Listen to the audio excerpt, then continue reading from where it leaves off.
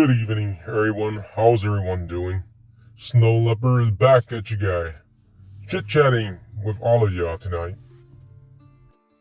Just to give everyone a heads up that I've been working 6 days out of the week, so I haven't had much time to chit-chat with you guys. Although I really miss you guys, like I said before, I want to spend more time with you guys and spend more time with the family and probably even going outside more. That's the whole point of my channel. Should be outdoor more, but unfortunately life take a toll. So for this story, or I should say this topics, I would try not to bore you guys to death. And I will, as usual, if I have enough time, I'll go ahead and talk a little bit more. Otherwise, I'll cut short. So without further ado, let's get on with it. So this topic is going to be about colorblindness. For some of you guys, probably a handful of you guys are probably colorblind. And how does that affect your life? So I just want to talk about my story a little bit, share my story with you guys. What is it like for being a colorblind person? As usual, I'm not going to go through the whole dictionary of what is colorblindness because there's different type of colorblindness we're talking about here. But I'm talking more about red-green colorblind. So basically, the word colorblindness is kind of misleading because it's technically color deficiency. That's what it is. So for some people, or for most of us who can't see like certain shade of green or certain shade of red correctly. So that's what it is. That's the kind of colorblindness I'm talking about. If you're colorblind and you know that, it must be hard, especially if you in life you're trying to chase your favorite career or whatever the case may be. Because being colorblind, there's a lot of field that will not even want you or they won't even take you. In the medical field, depending which medical field you're going to, some of them are really, really challenging. And for an electrician, they won't even want you. Military, oh my goodness, military. Military, if you're colorblind, you can pretty much say 90% of the job you're not even qualified for anymore. Maybe I'm just being exaggerating. And if you want to get into like the trucking industry or even railroad, a lot of those jobs, if you're colorblind, they won't even take you. For railroad, yes, like I said, railroad, if you're colorblind, don't even bother. Been there, done that. I mean, it's up to you. You want to give it a shot, that's on you. For in the trucking industry, I believe the placard, that's kind of the hardest part, is mainly because of the placard. So I'm not sure if you can still be colorblind and drive a truck. But like I said, depending on the load that you're carrying or what you're doing with the truck is what's going to determine. I think that's what the CDL or Department of Transportation would make that determination. And it's also really bad if you choose or if you wanted to be in law enforcement, even Department of Correction, like the Department of Correction, correctional officer. Yeah, from my understanding, because I have friends and relatives that are correctional officer, and they did tell me that color blindness will pretty much disqualify you. I don't know if that's 100% true or not. I guess depending on the area you live in, maybe. I don't know. And the facility. But for law enforcement, though, a lot of time, from my understanding, if you're colorblind, they won't even take you because it's just too hard for someone. Can you imagine? Just say if you're a deputy, you're on a street deputy, and dispatcher or whoever call you, say, hey, you're looking for this type of vehicle, this color type of vehicle, and the suspect is wearing this color shirt, the suspect's skin tone is like this, like that. Oh man, can you imagine all that? It is very hard if you're a colorblind person. Like even for someone like me who's color deficiency, I still have a hard time sometimes with green and red for certain shade of green and red. But just so you know, if you guys were saying, well, if you're colorblind, we're red, green colorblind, then why is it that you allowed to drive? Isn't it the color signal for the stop and go color signal is red, green, and yeah, it's red, green, and yellow, right? Well, that is true. But remember, in the United States, a lot of time these red light that you see, they're positioned in certain ways. So you always have the red on top, yellow in the middle, green at the bottom.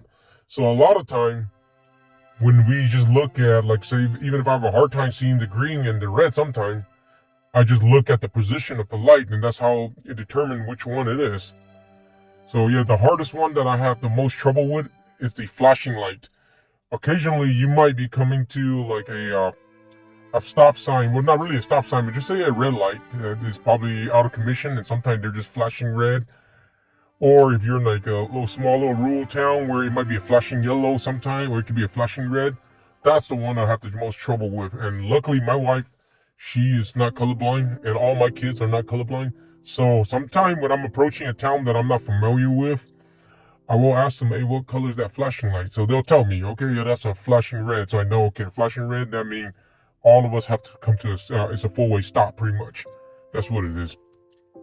But if it's a flashing yellow, that means I'll just go ahead and go right through it.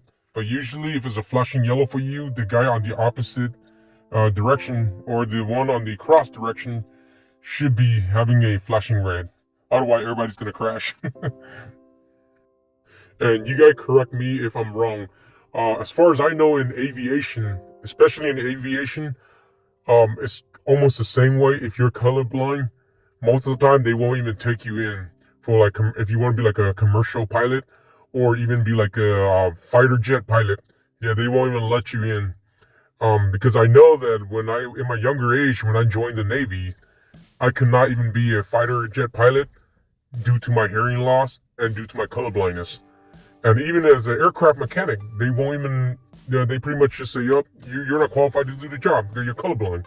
So, yes, that's a lot of, it's very discouraging. Dude, like I said, depending on what you're trying to accomplish in life, if you have a dream job that you truly want, assuming most dream jobs are a wow job, it's not like one of those jobs where you work at McDonald's or something like that, McDonald's, or you work for a grocery store. That wouldn't be a dream job. That would just be your typical normal job. When I'm talking about a dream job, I'm talking more like you want to be a fighter jet pilot, or you want to be an aircraft, like a commercial aircraft pilot. You want to be a police officer, or even doctors and lawyers, stuff like that, and even a locomotive engineer. Yes, I will get back to locomotive engineer in a little bit to you guys, because one of my dream job was to be a locomotive engineer. Yeah, as far as I know, after I know that I couldn't be a fighter jet pilot, so I try to move on to locomotive engineer. But then I come across the same brick wall. So yeah, yes, there are certain positions in the medical field that, of course, if you're colorblind, there's no problem with that. Like if you're a chiropractor or a certain field like that, yeah, that's no problem. So you guys might be asking me, hey, Snow Leopard, then why aren't you why didn't you want to be a doctor? Well, I'll tell you what, my sister is a pharmacist, and I tell you what, medical field is not my thing. I just hate dealing with medicine or dealing with patients. That's just not me. I'm just not the kind of person that like to deal with patients, especially if someone is sick or they're in pain and stuff. I would not want to be the person that could piss them off even more. Yeah, that's why. And for like a lawyer, yeah, see, a lawyer, of course, yeah, lawyer, it's okay if you're colorblind. I mean, although I do have hearing loss, maybe, hearing aid will fix that problem. But for a lawyer, that is just not my field either, because like I said earlier, I don't like to deal with people in that sense. So dealing with other people's problems is not really my thing. That's the only reason why that is stopping me, even in today's time, even today, until today.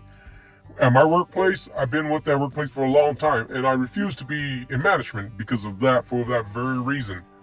I just don't like to deal with people. It's okay when it's always nice and positive and everybody love each other, we are in la la land. That is good. Up until someone piss you off or you piss someone off. Then that's kind of a different story. So that's the reason why I don't like dealing with people. I have enough problem of my own to deal with. Don't want to make other people's problem my problem. Yeah, not that I don't love people or like people. Don't get me wrong. I love people and I like people. But like I said, in my profession, I do not want to be the person that have to deal with the negative part of it. So as long as everybody's positive, we're all good, Isn't that right? It's okay to deal with negativity with people from time to time, but I just don't want to make it an everyday thing for me. So yes, I pretty much gave up on my dream job a long time ago. I know that I will never be able to get my dream job because in this lifetime, there's no cure for colorblindness. Yeah, you guys probably thought about all these glasses or contact lenses that supposedly cure your colorblindness. It's all BS. I'll tell you guys that. I bought them before in the past. Spent over 10 grand on one of them, and it doesn't even work. Even till this day, I still regret for that decision I made. I remember when I saw a YouTube video a while back, there was a guy named, I believe it was Paul Logan. I'm not sure if that's the name, but I believe it was Paul Logan, where he was testing out one of those glasses that's supposed to cure your colorblindness.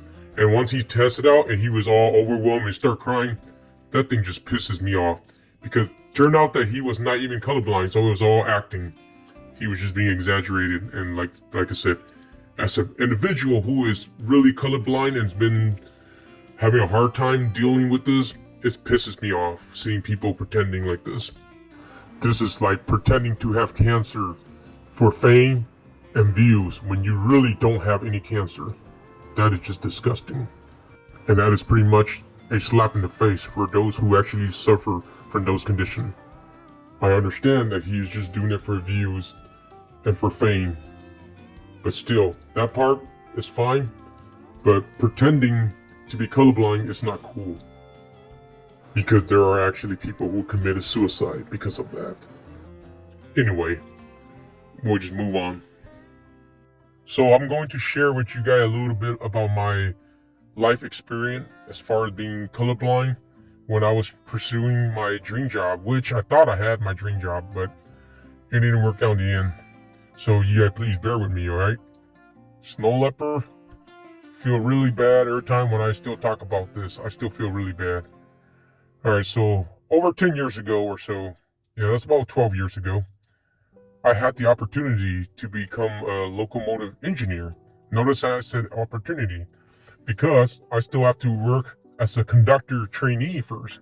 Once you become the conductor, then you move from there, you move up to the locomotive engineer, which is a pretty good paying job at that time.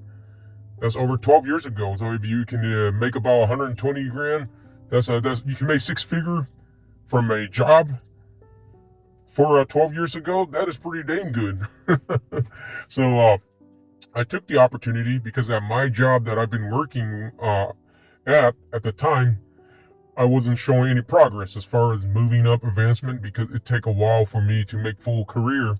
So I decided to take a shot at it. And I know that when I was going through the medical test, I was struggling with the color blindness test. They did give me a D. I think it was a Fran-Wolf. First, they gave me a Ishihara test, and I failed that one. So they gave me a D15 Fran-Wolf test. So basically, it's color matching. I did that one, and I passed, like barely passed. But anyway, yeah, when I passed that one, so they give me an opportunity to get the job. Okay, so it's pretty much at will because I'm still going to be on probation for 3 months. And I still got to go to the trainee classes that they hold pretty much. So at that time, I lived in California, but I have to move to North Dakota because North Dakota is where the job will be at, the posting where I'll be working at. Minot, North Dakota, the Magic City. So yes, I was in Minot, North Dakota. And apparently during the school parts, the testing, everything, I did great. Pretty much, you can almost say I aced it through. But the problem I was having with was the actual field test. The field test where they actually put you on a locomotive. And then now you got all kinds of color signal pop up. And you got to determine what it is. That's where I was having trouble with. Just to let you guys know that unlike the regular city stoplight where you have red on top and yellow in the middle, green at the bottom. Railroad signal are completely different. Sometimes you may only have just one light, and that light can alternate between all 3 or 4 color. And there's time where you might have just all 3 lights, one's on top. It's kind of like the same way where one on top, one in the middle, and one at the bottom. But the light, they can be any color, can be anywhere at any time, and they all mean something. They all have a different meaning. So that's why I was having so much trouble with it.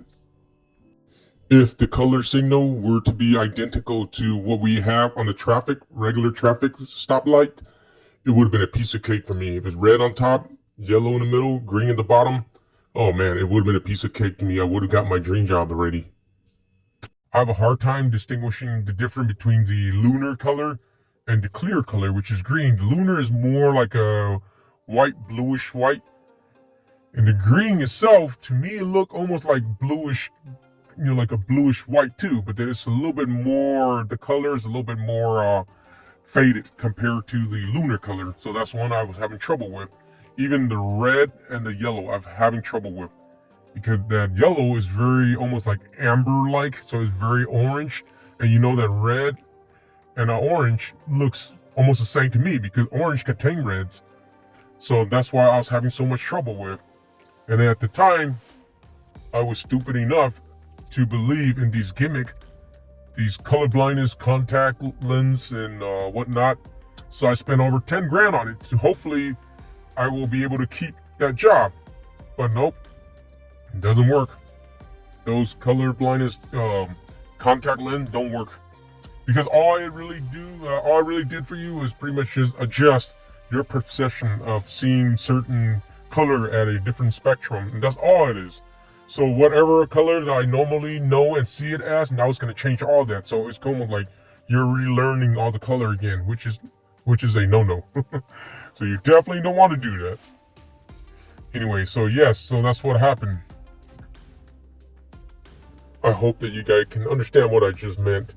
So, yeah, anyway, so in the railroad, when you're operating a 100-ton plus locomotive, I mean, assuming you're pulling all that stuff behind you too, so that's probably way over 100-something thousand ton, over 10,000 ton or so, yep. You do not, and I said again, you do not want to guess.